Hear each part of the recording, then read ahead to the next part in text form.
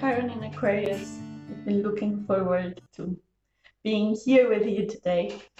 So you can find directly the reading below in the timestamps or stay for an introduction with me. Introduction. Chiron in Aquarius. So you have a strong personality, definitely. But this strong personality has created a challenge in social environments. And this challenge might have been manifested either by you overplaying this personality, like overemphasizing how different you are from others and how strong your personality is, or suppressing your unique character. So you have a beautiful, unique character, which is actually very attractive. But you have a challenge because you see the difference between your character and others. And this kind of puts you in the position of having to express to others who you are, like even if it's like if it were a mission to show others who you are, or to hide it. And this position which you put yourself in is because you are actually searching for connection, understanding. The people see you for who you are and accept you for who you are. So sometimes you're afraid that people see you for who you are and won't accept you, so you hide. Or sometimes you really need people to see you, just so that you know that they really accept you for who you are. It's kind of, you're never sure until they see you complete, and even then you need them to see more of you, and more, and the acceptance part is never satisfying to you. This is the wound. So it's very important to know that any manifestation of this wound throughout your life is just a manifestation of a wound that you can heal and then feel comfortable with this. It's knowing that your mind is telling you sometimes stories about what's happening, and what's happening doesn't have to do at all with the stories that your mind is telling you. So people around you, the ones that are close to you, love you, accept you, see you for who you are. There is no need to struggle for more or a different type of acceptance. And when your mind realizes this, and also when you know that your mind might be telling you wrong stories because of this wound, you can go into a calmer place where you feel satisfied with yourself and with your connection to the world, to those around you. So this working with this wound is really in order to bring you to more contentment and satisfaction in your relationships, in your communities. Okay, so it's healing the wound between self and communities, which is this Aquarius representation. Okay, so I'm going to start with your reading now. Let me know what your guides want you to know. Please let me know what your guides want you to know. River, beautiful. Shaman, yeah, I knew you were like very, I know. Okay, yeah, so you're a spiritual being, like we are all spiritual beings, right? But in your manifestation right now in this life, you're very connected to your essential self, which is this the soul self that transcends this lifetime. Or either you are already there, or you are in a moment which is taking you towards there. And this moment can be either coming from the outside, circumstances are making you move towards a deeper connection to your essential self, or you are deciding this for yourself.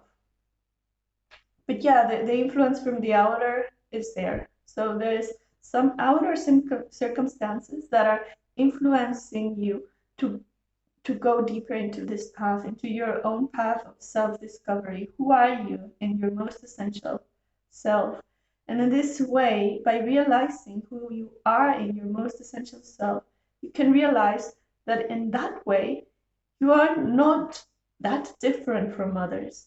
You are actually already in union with those around you. This is the essential union that your guides want you to realize.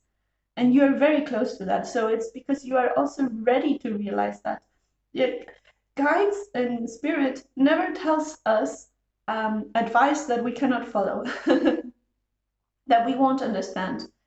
It's always in tune with our path, because they know, our guides know, that if they say something very sophisticated, we might dismiss it, or not sophisticated, but that it's too far along our path, we might dismiss the path altogether, right? And never go into the path. So it's dangerous to get more advice than what we are in tune with in a certain moment. So if your guides are giving you this advice, it's because you have already worked a lot for your own evolution into realizing this essential self, and this is beautiful. I see this in the shaman card. In the river card, I see this flowing to your essential self, which is finding the way in which you are the water, which is filling the river, flowing through the river, but you are also the stillness that holds the river. So being able to be in that stillness, which is your essential self, while movement is flowing above you and around you and in your surroundings. So you're called to feel the movement and enjoy the movement and appreciate the movement and make peace with the movement from this realization of your essential self. Yes, there is the need to turn away from distractions. And by this, I don't mean anything radical. So I don't mean like quit caffeine, sugar, friends, people, interactions, any type of interactions, TV, books. So that radical it can be to go on retreat, right? And there are periods in which we are we require this radical retreat setting. But what I mean now, that separate from distractions, is you are called to evaluate in your life what things are aiding you in this path of self-discovery. And that might be looking into books, videos, any type of knowledge, right? And what type of things are distracting you from this, okay? What is the information that it's distracting you from the path of self-discovery? So it's really nice that we have access to a lot of information and a lot of material, and we can thrive in learning and enjoy integrating this knowledge to our lives in this path of self-discovery. And this knowledge can be present in songs, books, movies, any type of arts, let's say, and any type of also intellectual work, any type of contemplative work, any type of spiritual work. So it's present in all shapes and forms. But in also this all shapes and forms, there are distractions. So distinguish which are those which are helping you to grow and which are those which are distractions. So for example, basic, easy example, you have an Instagram account and you follow, I don't know, 300 people. And then just choose from these accounts that you are maybe seeing every day, which ones are distractions and which ones help you in your path of growth. And unfollow those who are not, who are distracting you from your path of growth, okay?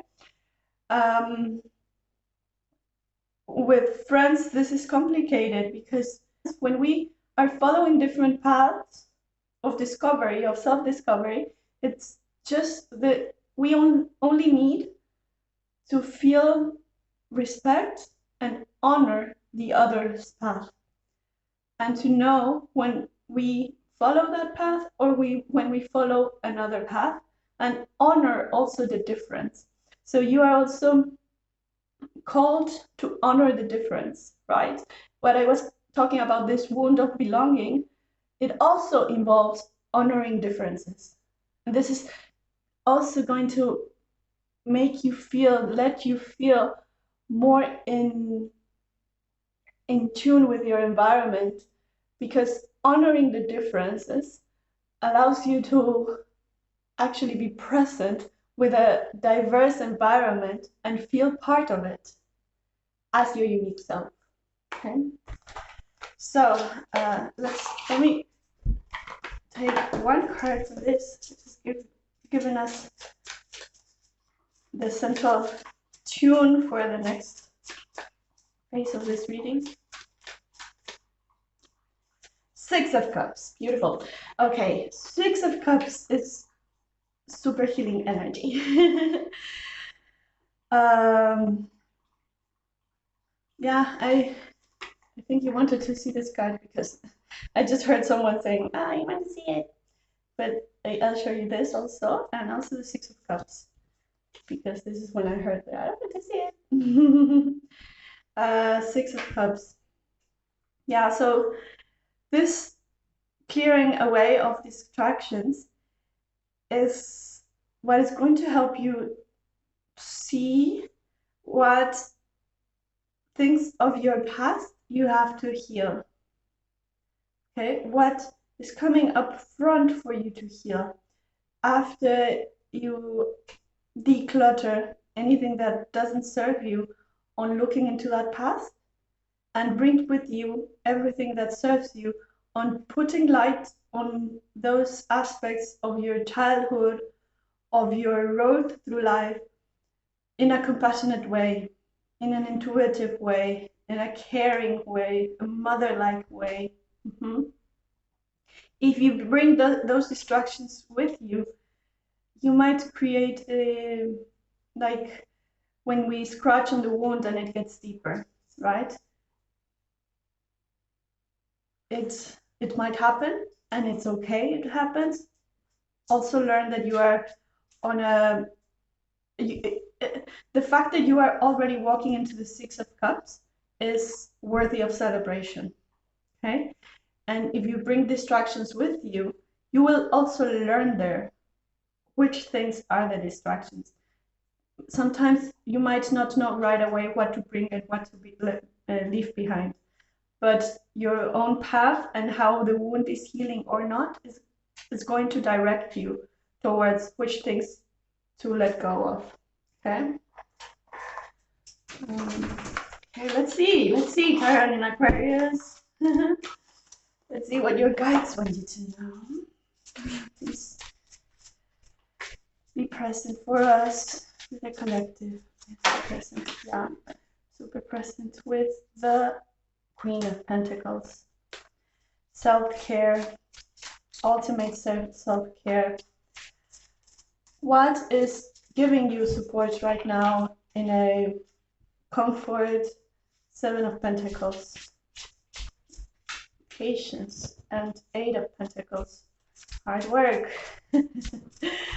Wow. Two of Swords. Yeah. Okay. Wow. I can feel your journey. Yeah. Four of Wands. Seven of Cups. Okay. So first of all, I have to say I see you. I see you. I feel you. And wow. So you're called to bring in your both sides of your feminine and masculine power with the Four of Wands, with your rational mind and your intuitive self you're going to be stepping into this path of healing, okay? Don't let your rational mind dominate situations which are better handled with your intuitive self, okay?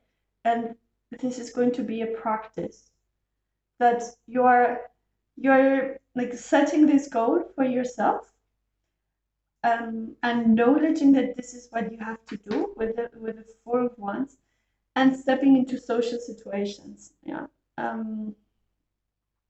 stepping into environments in which you put this to test, right? And these environments are really the ones that are celebrating your presence in this world, okay? This is connect with the people that celebrate your presence in this world, and there put to test, where is my rational mind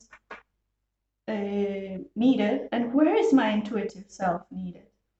And this process is, with the Seven of Pentacles, is going to require a lot of patience, okay?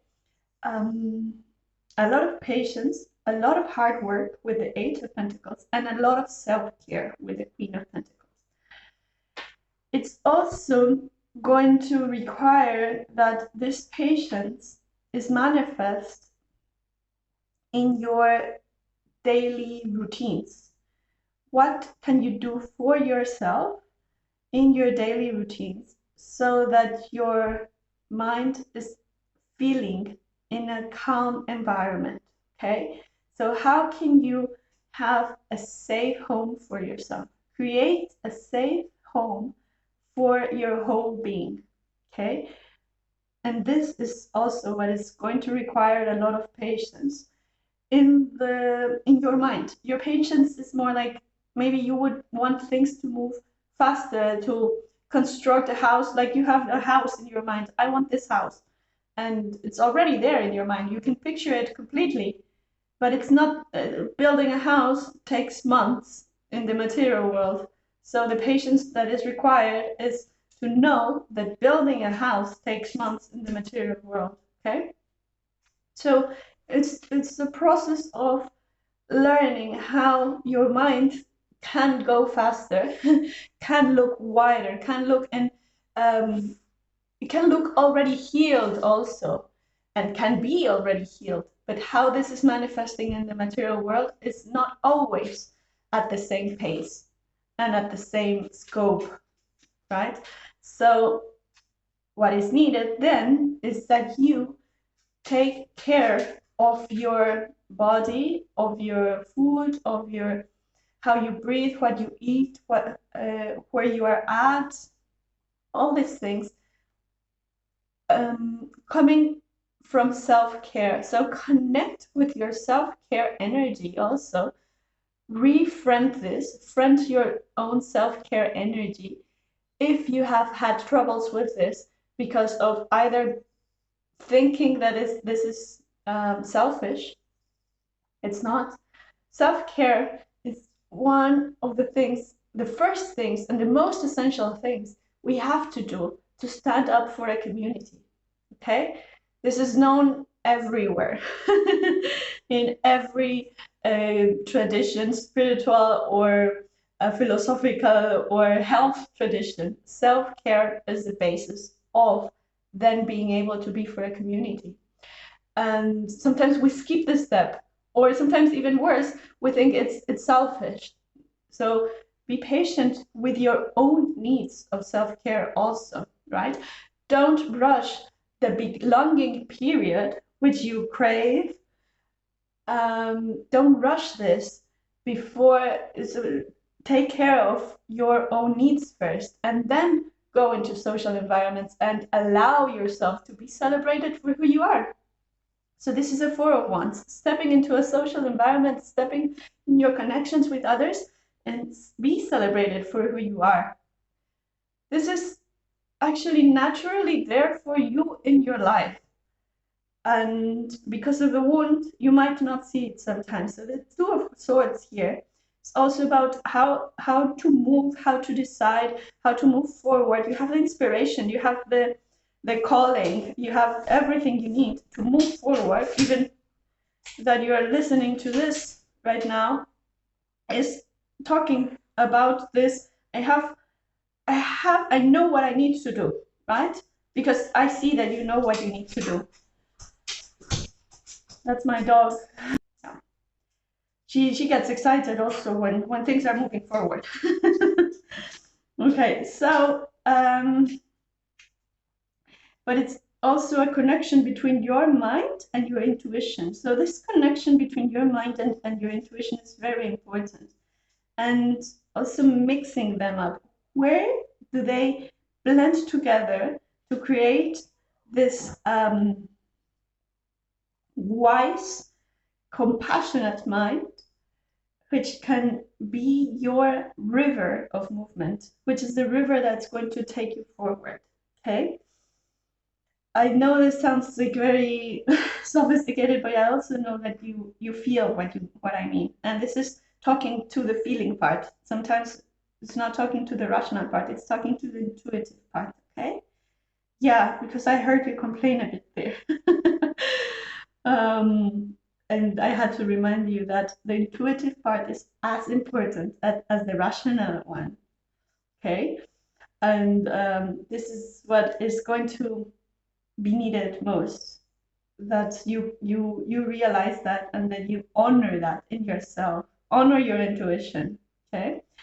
With the Seven of Cups, so you're stepping into this healing journey, finding this self-care, patience, and hard work elements, putting them together, moving from an intuitive place together with your rational mind. So not forgetting the rational mind, but moving with both, and where your intuition is given an important place, into social situations with the Four of Wands, being celebrated for your unique self, but also feeling connected to others, and stepping into the Seven of Cups. Okay, so this healing journey that you decided with the Six of Cups to go to your past, to review, to heal the wounds, and so on, is allowing you to step to the Seven of Cups, which is the discovery of the potential that you have in life, the potential that you have for things to come to you, for your dreams to be realized. And looking at this, so it's a glimpse into your own potential. Okay, and this is like the next step. When you see what's available to you, and you have choices and so on, it might be triggering. What do I do now, right? And sometimes we don't even go into the healing journey because we don't want to be confronted with choices, because we don't want to then be responsible for what we choose, so we hide away.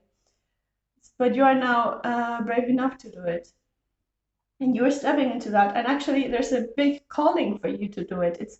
It's your own growth potential that it's calling you to do that. And if you don't, you simply get sick and sick and sick. If you do, you turn to a healing position in which you've healed yourselves, then you can stand up better for your communities. So this calling also for you, that it's being and belonging in a community, is starts with yourself, as I said, but it's also allowing for that option to come in, okay? And then you simply trust that when those options come to you, you will make the best decision, okay? Because this trajectory is training you to make those decisions, okay? And you're a visionary. Let me just say that to you. You're a visionary, okay? So honor your path. I honor it. And stay around for other readings. I do. Share, subscribe, like, and all the best, dear one.